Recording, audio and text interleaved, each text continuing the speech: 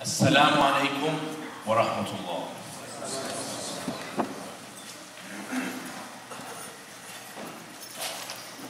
Allahu Akbar, Allahu Akbar, Allahu Akbar, Allahu Akbar. Ashhadu an la ilaha illallah. Ashhadu an la ilaha illallah. Ashhadu anna Muhammadan Rasulullah. Ashhadu anna Muhammadan Rasulullah. Hayya ala as-salah. Hayya ala as-salah.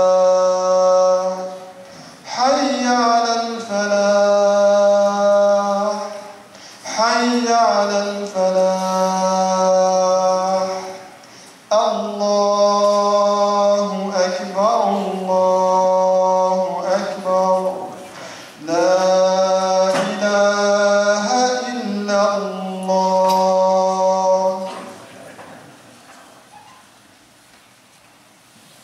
إن الحمد لله نحمده ونستعينه ونستغفره ونعوذ بالله من شرور أنفسنا ومن سيئات أعمالنا. من يهده الله فلا مضل له ومن يضلل فلا هادي له. وأشهد أن لا إله إلا الله وحده لا شريك له. وأشهد أن محمدًا عبده ورسوله. أما بعد، يقول الله سبحانه وتعالى في القرآن الكريم بعد أعوذ بالله من الشيطان الرجيم: وسارعوا إلى مغفرة من ربكم وجنة عرضها السماوات والأرض أعدت للمتقين الذين ينفقون في السراء والضراء والكاظمين الغيظ والعافين عن الناس والله يحب المحسنين. We praise Allah subhanahu wa ta'ala, the Almighty, on this great day. My dear brothers and sisters, let's just take a moment of reflection. We get so busy all of the time that sometimes we forget Allah subhanahu wa ta'ala and we forget ourselves. We forget why we're here. This is not an existential question. This is not a question of purpose in life and everything. This is just in this moment, exactly precisely now. What are you doing? Sometimes we forget and we live a life without intention. And we find ourselves so occupied that we miss out on so many important things in our lives. We have a lot to do. As our Imam said last week, we have a lot to catch up on. Today, bi'idhnillahi ta'ala, we reclaim something. Today, we must take something back.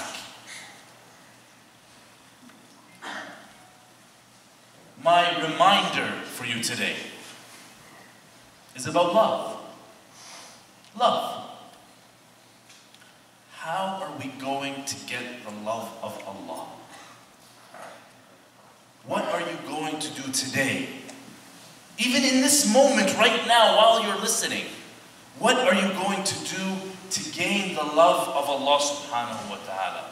Allah subhanahu wa ta'ala says, وَسَارِعُوا. Be quick, compete, move for the forgiveness of Allah. And a heaven greater than anything you can possibly imagine, that has been prepared for the people of taqwa, the ones who are conscious of Allah, the ones who are aware of Allah, the ones who are not so distracted with everything else except Allah subhanahu wa ta'ala. And then Allah subhanahu wa ta'ala gives us an action plan to fix our entire lives. الَّذِينَ يُنْفِقُونَ فِي السَّرَّاءِ وَالضَّرَّاءِ. Those who give in secret and in public.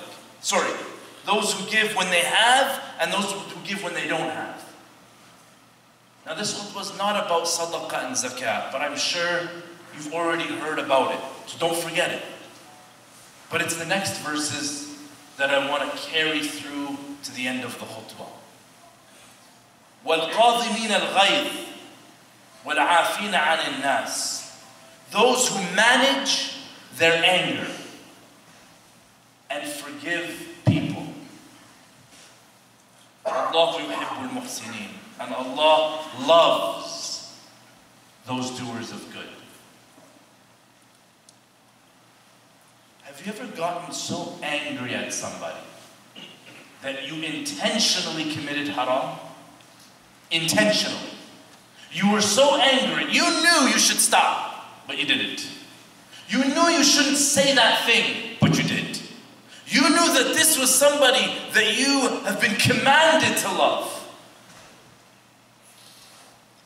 but you broke it anyway.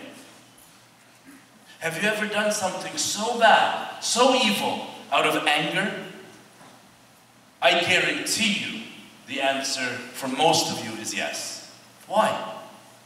Why do we let our anger destroy our connection to Allah subhanahu wa ta'ala, destroy our connection to other human beings? Today's khutbah, again, is a reminder that Allah loves those who manage their anger and forgive others. But how? If there was any month to get angry at people, it would be this month, would it not? You haven't eaten all day, you're thirsty, you're hungry. Right now, especially as we decline, people are losing their energy. And not only that, there's something out there trying to take you away from the remembrance of Allah subhanahu wa ta'ala. The odds are stacked against you.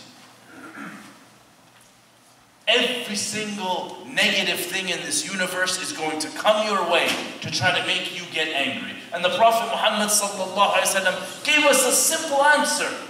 Inni sa'im. You start arguing with somebody, Allahumma inni sa'im. I'm fasting, I'm restraining, I'm preventing, I'm managing. I'm doing something inside of me that nobody can ever see. That perhaps nobody will ever understand either. But this ghayr, this anger, this frustration, this irritation that's inside of us can be managed. In fact, if you believe you cannot manage it, then you have a serious problem.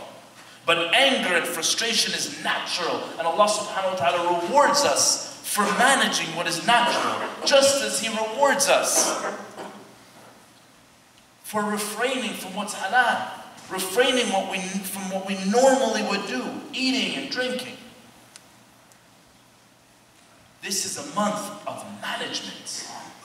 This is a month of gaining that taqwa. But it's something that has to happen between you and Allah subhanahu wa ta'ala, between you and others, between you and yourself. You will not enter paradise until you believe. And you will not believe until you love one another. And the Prophet Muhammad sallallahu alaihi wasallam said, shall I not show you a way? If you do it, you will love one another. Have you heard this hadith before? Hundreds of times. Children know this hadith.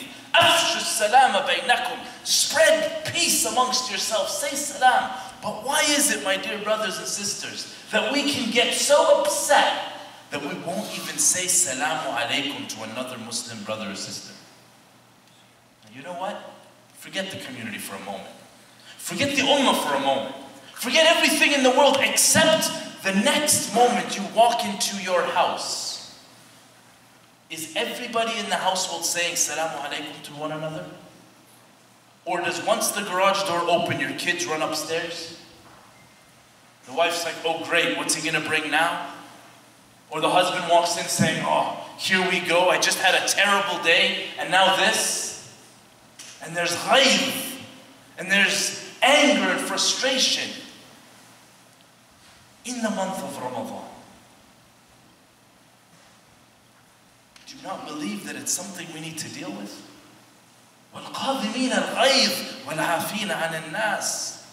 That's who Allah loves. But why is it so hard?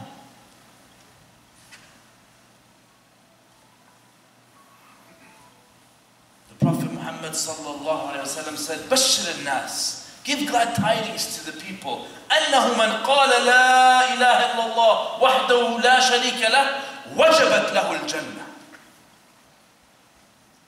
Whoever says, La ilaha illallah wahdahu la sharika lah, Jannah is guaranteed for that person. But it comes with conditions. Shurut. Why is it that it's so hard to do dhikr sometimes? When you're angry at somebody, are you remembering Allah? When you're upset with somebody, are you remembering Allah? Allow me to leave you with a strategy, a skill, a technique, something that you can do. And if you do it, inshallah ta'ala, it can help with this problem. It's a triple filter test. Once you get a thought in your mind, ask yourself, is it rational? And if it's rational, if it makes sense, if it's true, then say, is it necessary? Do I have to think about it now? Some of you might be arguing with somebody in your mind right now. Is it necessary in this moment or during salah?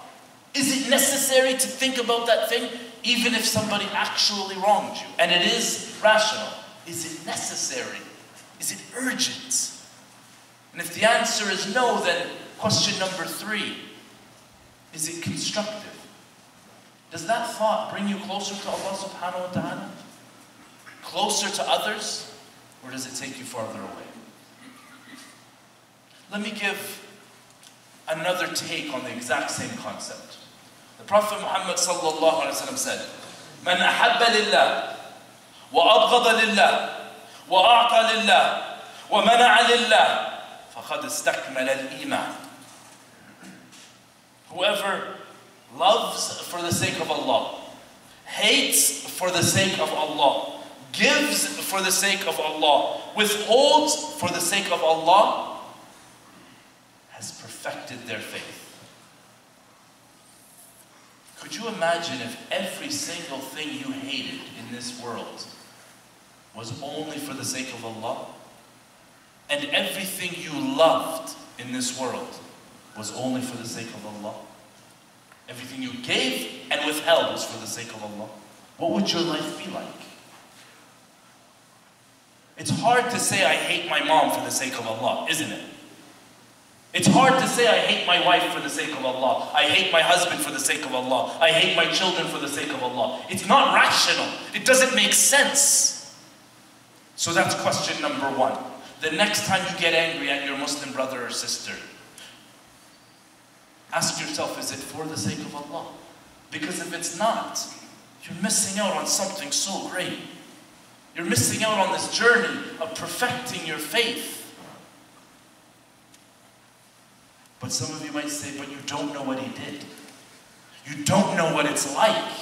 You don't know what it's like to live with this person. And that's a whole other story. But here's the thing.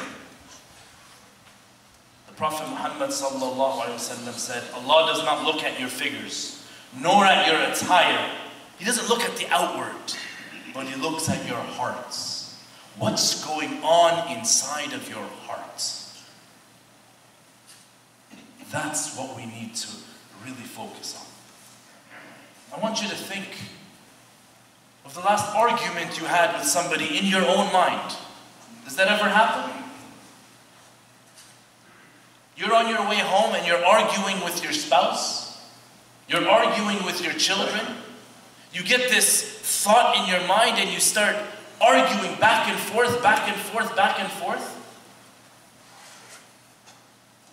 And it's never positive. It's never rational. It's never necessary. And it's certainly not constructive. It's not for the sake of Allah.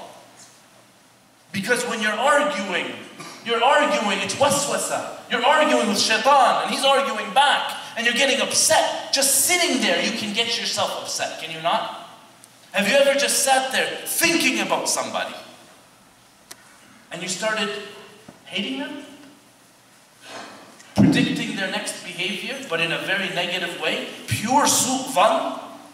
Just negative opinions? Again, if I asked every one of you individually, 99.9% of you would say, yes, that has happened. This is very normal. And the solution, right here. The supplication of a Muslim for his brother in his absence will certainly be answered. Every time he makes supplication for good for his brother, the angel appointed for this particular task says, Ameen, may it be for you as well. If you make dua for your Muslim brother or sister in their absence, it's accepted. And an angel has been created specifically to say, وَلَكَ مِثْلُ, and for you as well. So the next time you have a negative thought about a family member, about a loved one, about somebody you care for, about somebody who you are obligated to love, make dua for them. Make dua for them. The next time you have a negative thought about somebody, make dua for them. That will be one step to loving and hating for the sake of Allah, to spreading salam, to loving your brothers and sisters. And get this, you make dua for them and an angel makes dua for you, correct? Is it not worth it? Eventually, shaitan will stop reminding you. Because every time he reminds you to hate on somebody, not for the sake of Allah subhanahu wa ta'ala, with that simple thought, he's actually encouraging you to do good, because you're going to automatically make dua for that person. But here's the problem. When you get really angry, this technique will not work, because your taqwa will have disappeared for a moment.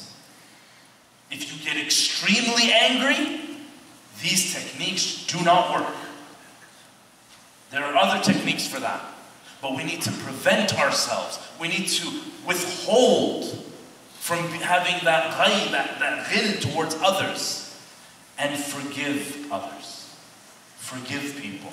If you can sit here today and forgive people who have wronged you, you will be a much, much greater person by the end of this khutbah. But it's not easy. It's absolutely not easy. So why don't we start with those that matter the most? Silatul Rahim. Why not apply this technique to our parents and our children? Those who we must love for the sake of Allah subhanahu wa ta'ala. The Prophet Muhammad sallallahu alaihi wasallam said, whoever wants to be rich, sustenance, to become abundant, and long life. Is there anyone here that doesn't want to live long and be rich? The Prophet says, let him keep good relations with his relatives. Good relations with his relatives. And the Prophet Muhammad sallallahu alaihi wasallam says, Ar-Rahim is hung to the throne of the Arsh, the throne of Allah. It's hanging there saying, whoever connects me, Allah will connect him. And whoever cuts me off, Allah will cut him off. These are the relations between the blood relations, our parents, our aunts, our uncles, our brothers, our sisters. The people who we tend to get angry at the most because everybody else does not matter. At the end of the day, you can forget about everybody else, but you cannot forget about your husband, or your wife, or your son, or your daughter, or your mother, or your father, or your aunt, or your uncle. You cannot forget about them. And here, Allah subhanahu wa ta'ala is saying, وَالْقَادِمِينَ الْغَيْظِ وَالْعَافِينَ عَنِ النَّاسِ. Withhold that anger, manage the anger, forgive them. And in the hadith Qudsi, Allah subhanahu wa ta'ala says, أَنَا الرَّحْمَنِ خَلَقْتُ الرَّحِمِ وشققت له اسما من اسمي فمن وصلها وصلته ومن قطعها قطعته. I am the most merciful, Allah subhanahu wa ta'ala says. And I've given the womb a piece from my name. Whoever connects it, I will connect to him. Whoever cuts it, they will be cut off.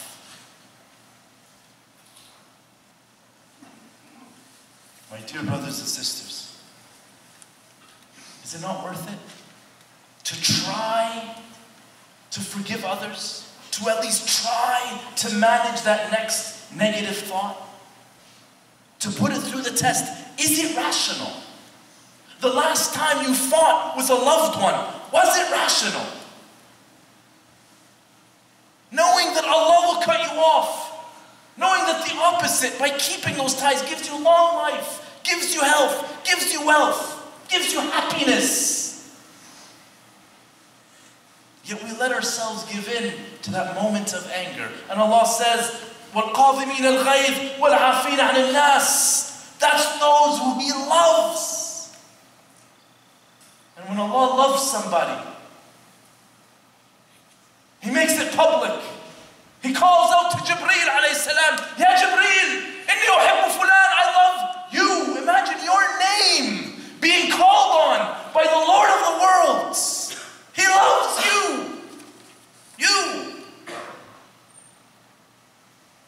And he says, Jibreel, I love fulan, so love him. And then Jibreel calls out to the inhabitants of the heavens, Allah loves so-and-so, your name, man. So love him. And then they love you. And then acceptance on this earth. Sometimes we just love people. We don't even know why. Because Allah loves them.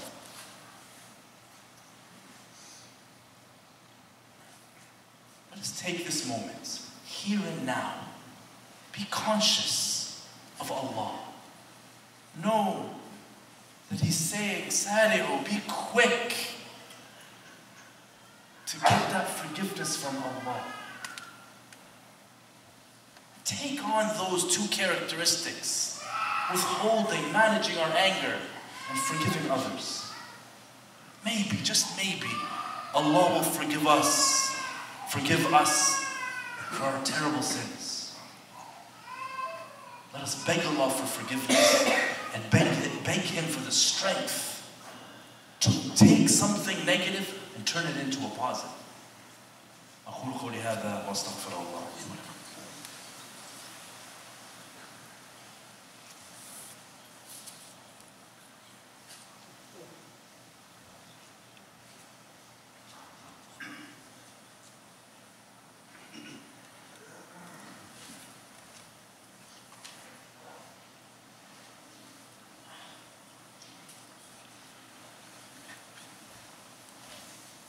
إن الحمد لله وأشهد أن لا إله إلا الله وحده لا شريك له وأشهد أن محمدا عبده ورسوله أما بعد والله يحب الصابرين. Start reading the Quran and you start picking up on these verses where Allah subhanahu wa ta'ala is saying who He loves. Those are the things we should aspire towards. إِنَّ اللَّهَ يُحِبُّ الْمُتَوَكِّلِينَ فَإِنَّ اللَّهَ يُحِبُّ الْمُتَّقِينَ. And there are so many verses where Allah subhanahu wa ta'ala says, I love this, I love that. That's what our purpose in life is. And the Prophet Muhammad sallallahu alayhi wa sallam, I'll repeat it. من أحب لله وأبغض لله وأعطى لله ومنع لله فقد استكمل الإيمان. Completed faith. That is the journey. To do things for the sake of Allah, starting with love. Loving for the sake of Allah. But where does your love and hate come from? Why do you love a certain person and hate another? Usually, positive and negative experiences. You have a bad experience with somebody over and over and over again. That leads to hate.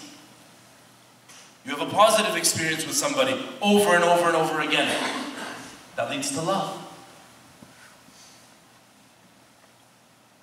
Consistency leads to trust. Trust leads to relationships. Relationships leads to love. It's not complex why we do the things we do. But can you take something you hate today and start loving it? Psychologically, the answer is a resounding yes. You can be terrified of snakes and hold it in your hand. You can destroy phobias, no problem. Well, it's a problem and it takes a lot of work, but it can be done. If you can overcome your terror of dogs and spiders and tarantulas and bats and rats and all these creatures, then you can overcome the hatred you have for certain things in this world. Especially if some of you hate things that have been commanded by Allah subhanahu wa ta'ala or forbidden from. Especially our younger generation. We can't expect them to love fasting. We can't expect them to love the things that we perhaps love. It takes work. I don't have an answer for you right now, but what I can say is it's very, very possible to reframe a very negative experience into positive. Allow me to end with a story of the ultimate reframe. One day there was a baker, and this baker would cook, make bread and everything all night long. His routine was that he would start doing dhikr. Subhanallah, alhamdulillah, la ilaha illallah, wallahu akbar, wa la hawla wa la quwwata illa billah. And you know the benefit of dhikr. Just how the benefit of saying subhanallah, or saying alhamdulillah, or saying la ilaha illallah. All of this amazing stuff that our minds can and should be occupied with. And that's his routine. And one day he sees a commotion outside. There's a man in the middle of the street, dragged into the street by the security guard of the mosque. Could you imagine coming to the mosque and being kicked out? Could you imagine if you came here and there was people at the door that said, no, you are not welcome here? What would happen? What would happen if somebody right now came and said, move, I want to sit here? Would you not get angry? Are you not getting angry now just thinking about it? This man was dragged into the street. But what's the story of this man in the street? This man in the street was none other than Imam Ahmad ibn Hanbal, one of the greatest scholars of all time. Over 1 million people came to his janazah. And he would travel, and he'd have his books with him, and he would travel long distances. And he was sitting in the masjid, he was going to spend the night, and the security guard said, no, you can't sleep here, go outside. He didn't say anything, he didn't argue, he just said, Anahadr Sabil, man, I got nowhere else to go, just let me sleep in the mosque. He said, no. All he would have had to say is, he didn't have to say his full name, and everybody would have been in that mosque giving him things. That's his status, but he didn't do that. He withheld. And so he just followed the protocol.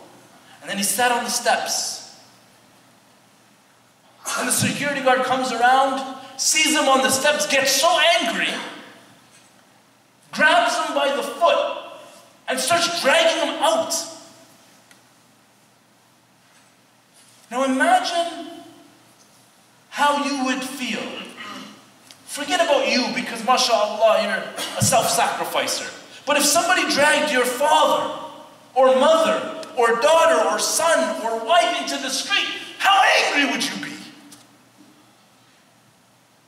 If somebody degraded somebody you loved, how angry would you be?